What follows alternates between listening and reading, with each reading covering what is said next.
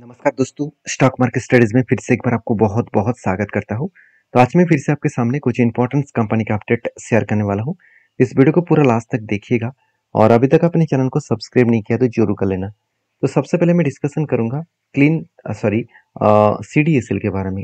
तो सीडीएसएल आप सभी जानते हैं, सेंट्रल जो डिपोजिटरी सर्विसेज लिमिटेड है। तो बेसिकली दो डिपोजिटरी फर्म है, एक सीडीएसएल है, एक एनएसडीएल है। ये आप सभी जानते हैं। तो एनएसडीएल और सीडीएसएल के जो बिजनेस है वो सेम कैटेगरीज के हिसाब से है। अभी तक देखिए सीडीएसएल मार्केट में लिस्टिंग है, एनएसडीएल अभी तक मार्केट में लिस्टिंग नहीं हो पाए।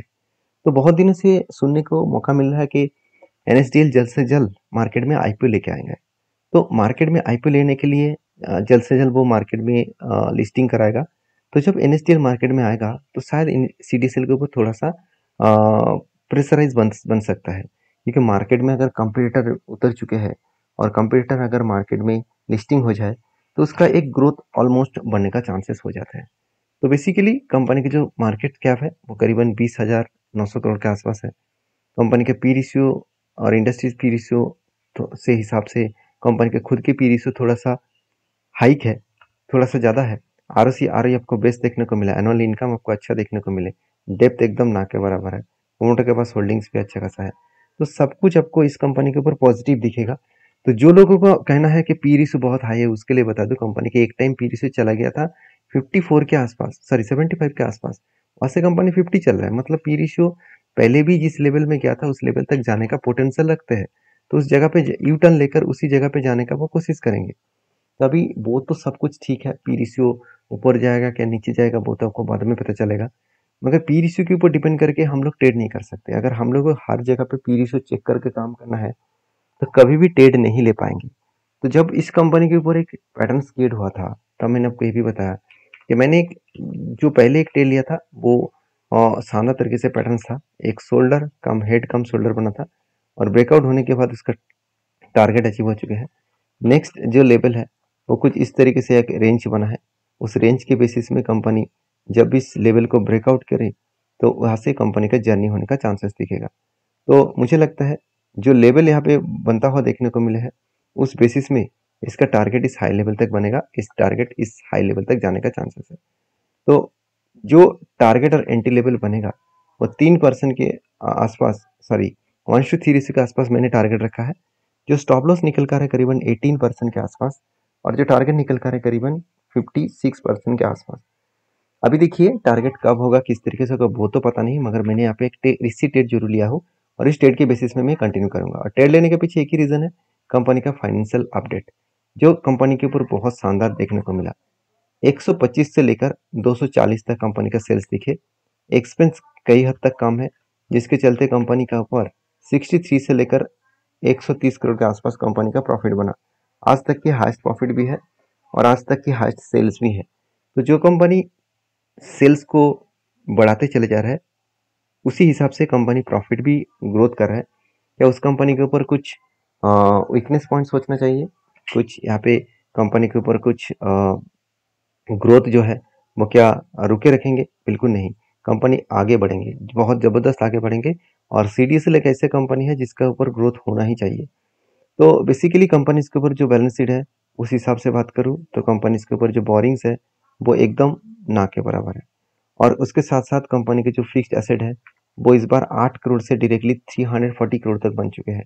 तो कई गुना कंपनी का जो फिक्स्ड एसेट है वो बढ़ता हुआ देखने को मिले। रिजर्व भी 224 करोड़ से 1359 करोड़ तक बना है। मतलब यहाँ पे भी कंपनी का अच्छा खासा ग्रोथ देखने को मिला है। तो मुझे लगता है हर दिशा से देखा तो कंपनी के ऊपर बेस्ट तरीके से एक सिचुएशन यहाँ पे बनता हुआ देखने को मिले। बाकी इस कंपनी के ऊपर एज ए इन्वेस्टर प्रोमोटर से लेकर एफएसडीएस पब्लिक हर किसी के पास आपको अच्छा खासा इन्वेस्टमेंट भी दिखेगा। ये सारे कारण की वजह से मैंने इस कंपनी के ऊपर कंटिन्यू करने के लिए डिसीजन लिया। तो नेक्स्ट जो कंपनी है उसके बारे में चर्चा करने से पहले मैं एक रिक्वेस्ट जरूर करूंगा, जो मैंने ट्रेड लिया हो उस ट्रेड को देखकर ब्लाइंडली ट्रेड मत करना, क्योंकि आप कहेंगे सर पहले भी इस तरीके से बहुत बार सर ने ट्रेड लिया और सर का प्रॉफिट हो गया। तो देखिए यहाँ पे लॉसेस को भी सोचना, क्योंकि लॉसेस अगर होगा तो 19% का लॉसेस यहाँ पे मुझे मिलेगा। तो कोई भी गारंटी नहीं है कि इस ट्रेड में टारगेट होगा ही करके। ये हमेशा एक रूल्स एंड एक प्रेडिक्शन के हिसाब से मैं काम करता हूँ। रूल्स के हिसाब से मैं जब भी काम कर रहा हूँ तो जहाँ पे रूल्स के हिसाब से एग्जिट पॉइंट है, जहाँ पे मेरा स्टॉप लॉस है वहाँ पे मैं स्टॉप लॉस जरूर लूंगा। हाँ, स्टॉप लॉस लेने से पहले जब स्टॉप लॉस को हिट करेंगे तो कुछ डिसीजन मेरे पास और भी है, उस डिसीजन को फॉलो करके काम करूंगा। मगर आपको इस कंपनी के ऊपर काम करना है तो एक बार डीपली रिसर्च करके करिए। तो नेक्स्ट जो कंपनी है उसके बारे में बात करें, उसका नाम है एफएल इंडिया लिमिटेड। तो एफएल इंडिया लिमिटेड बेसिकली एक आईटी सेक्टर कंपनी है, और कंपनी देखा है तो 1994 में स्टार्ट हुआ था, और कंपनी जो है ग्लोबली टेक्नोलॉजीज बेसिस में काम करते हैं। और इस कंपनी का जो काम है वो टोटली टेलीकॉम सेक्टर के ऊपर भी है। साथ ही साथ इस कंपनी का जो टोटल बिजनेस है आप देखेंगे तो कंज्यूमर प्लेटफॉर्म के ऊपर कंपनी काम करता है। अभी कंज्यूमर प्लेटफॉर्म के ऊपर मतलब आप देख सकते हैं new user conversation, existing user report and conversation जो ऑनलाइन में हो रहा है, न्यू एग्जिस्टिंग यूजर कन्वर्सेशन के ऊपर काम करता है।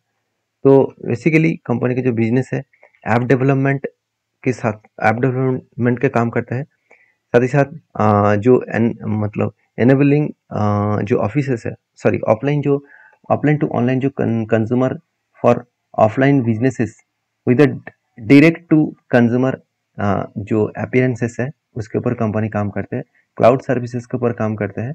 तो बेसिकली कंपनी का बिजनेस जो है वो आईटी सॉल्यूशंस के ऊपर है। तो देखिए इस कंपनी के ऊपर जब जब मैंने काम किया वो एज ए ट्रेडिंग पर्पस में काम किया। अगर इस कंपनी के बेस्ट पॉइंट मुझे ये लगा कि कंपनी के जो क्लाइंट बेसिस जो है टाटा, टाटा भी इसका क्लाइंट है। साथ ही साथ कंपनी के देखिए अलाइव भी इसका क्लाइंट है, जो टाटा टिप AIA है। साथ ही साथ स्विगी भी इसका क्लाइंट है। साथ ही साथ जो फॉसिल है वो भी इसका क्लाइंट है। जी कैश ये भी इसका क्लाइंट है। साथ ही साथ वर्टन ये भी इसका क्लाइंट है।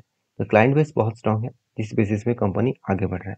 इतने सारे पॉइंट्स दिखाने का यही मकसद है कि कंपनी में कितना स्ट्रेंथ है, वो अगर जाने बिना अगर काम कर रहे हैं तो आप उस कंपनी के ऊपर थोड़ा सा वीक हो सकते हैं। तो कंपनी के ऊपर जो पी रेशियो है वो वैल्यूएशन वाइज कंपनी का पी रेशियो बहुत शानदार है। ROC ROE बेस्ट देखने को मिला। कंपनी के ऊपर डेप्थ एकदम जीरो है। प्रोमोटर के पास होल्डिंग भी अच्छा खासा है और हाथ में कैश फ्लो भी अच्छा खासा देखने को मिले। तो ओवरऑल कंपनी का जो क्वार्टर रिजल्ट है वो देखा जाए तो कंपनी सेल्स का ग्रोथ जो है 142, 315, 356 एंड 506, मतलब कंपनी लगातार खुद के सेल्स को बढ़ाते चले गए। बेस्ट तरीके से सेल्स को यहाँ पे इंक्रीज किया, और उसी सेल्स को इंक्रीज करने के बाद एक्सपेंस को कंपनी कंट्रोल में रखे, उसके बेसिस में कंपनी का नेट प्रॉफिट 59 से लेकर 87 करोड़ तक देखने को मिला। मतलब बेस्ट तरीके से कंपनी का प्रॉफिट ग्रोथ देखने को मिला है, और इसी प्रॉफिट ग्रोथ के कारण कंपनी में एक अच्छा खासा जर्नी यहाँ पे देखने को मिल सकता है। तो मुझे लगता है कंपनी की जो कैश फ्लो है उस हिसाब से बात करूँ तो कैश फ्रॉम ऑपरेटिंग एक्टिविटीज़ के बारे में बात करूँ तो 42 से लेकर 262 करोड़ तक कंपनी का ऑपरेटिंग एक्टिविटी देखने को मिला है। मतलब बेस्ट तरीके से एक्टिविटी यहाँ पे देखने को मिला है। तो कंपनी इसके ऊपर जो गुड पॉइंट्स है वो पॉइंट्स आपको दिखा दूँ। कंपनी इस बार हाईएस्टली फिक्स एसेट को परचेज किया 116 करोड़ के आसपास। अभी क्वेश्चन ये भी आएगा कि सर कंपनी तो मैन्युफैक्चरिंग नहीं करते हैं, फिक्स्ड एसेट को परचेज करके क्या करेंगे। देखिए फिक्स्ड एसेट परचेज कोई भी आईटी सेक्टर में ऑफिशियल पर्पस में, साथ ही साथ फर्नीचर, कंप्यूटर्स, टेक्नोलॉजीज, ये सारे परचेज को फिक्स्ड एसेट कहा जाता है।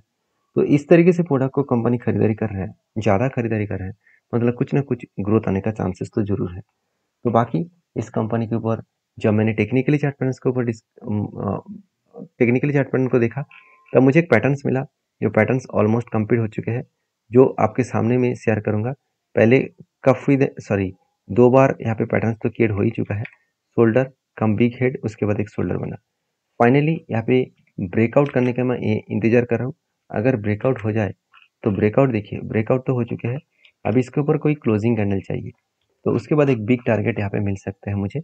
जो टारगेट निकल कर आ रहा है करीबन करीबन ये जो रेंज है, मतलब कफ का जो रेंज है उसी सॉरी हेड का जो रेंज है उसी रेंज को मैंने मार्किंग किया और ऊपर बिठा दिया, तो टोटल निकल कर आ रहा है 37%, सॉरी 35%। तो इसके ऊपर मैं टारगेट लेकर चलूंगा। बाकी आपके क्या ओपिनियन है जरूर मुझे कमेंट्स करके बता सकते हैं। नेक्स्ट जो कंपनी है उसका नाम है HDFC बैंक। देखिए मैं बहुत बार चीख चीख के आपको यही बता रहा था कि HDFC बैंक जब सस्ते में मिल रहा है, करीबन 1400 के आसपास मिल रहा था, तभी मैंने आपको चीख चीख कर यही बता रहा था कि एक अपॉर्चुनिटी है, इस अपॉर्चुनिटी को आप कभी भी मिस मत करना।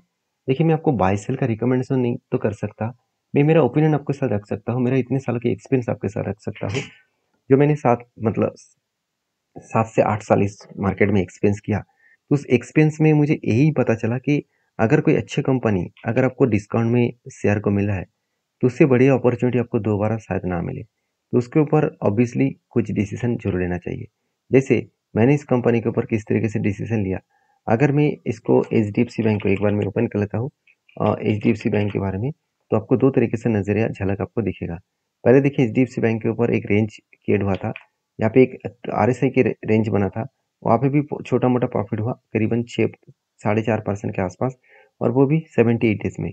मगर इस बार जो कंपनी के ऊपर मैंने एंट्री लिया वो बहुत तगड़ा एंट्री था, क्योंकि कंपनी के ऊपर एक कप हुई धाने पैटर्न्स बना, फाइनली इसका ब्रेकआउट हुआ, ब्रेकआउट कंफर्मेशन भी हुआ, और बहुत शानदार तरीके से वो 12% टारगेट देने के लिए वो तैयारी कर रहा है। और मुझे लगता है एक मंथ के अंदर अंदर ये 12% का टारगेट वो अचीव कर सकते हैं। तो कहने का मतलब यही है, जब इस कंपनी का शेयर प्राइस 1400 रुपीज़ के आसपास चल रहा था, तब मैंने एंट्री लिया था, और तभी मैंने आपको वीडियो बनाकर ये भी शेयर किया था कि इस लेवल में मैंने एंट्री क्यों लिया है। इसीलिए मैं बार बार बोलता हूँ मेरे चैनल को फॉलो करके रखिए, स्टडी करिए, और सीखने के लिए मेरे चैनल के ऊपर आइए, क्योंकि मेरी तरफ से कोई भी बाय एंड सेल का रिकमेंडेशन होता ही नहीं है। तो नेक्स्ट जो कंपनी उसका नाम है टाटा मोटर्स। तो फाइनली कंपनी के ऊपर जल्द से जल्द नेक्स्ट क्वार्टर में ही जो रिजल्ट आएगा, उसी टाइम में कंपनी बता रहा है कि एक अपडेट भी लेके आएंगे, जो हर एक के बदले कंपनी आपको 2 शेयर देने जा रहा है, क्योंकि इसका फेस वैल्यू 2 रुपया है। उस हिसाब से कंपनी स्प्लिट करेंगे, और एक के बदले 2 शेयर आपको कंपनी के ऊपर मिलेगा। तो मुझे लगता है अच्छा खासा यहाँ पे ग्रोथ आने का चांसेस है। बाकी आपकी क्या राय है जरूर मुझे कमेंट्स करके बताना। मिलते हैं नेक्स्ट वीडियो में, तब तक के लिए धन्यवाद।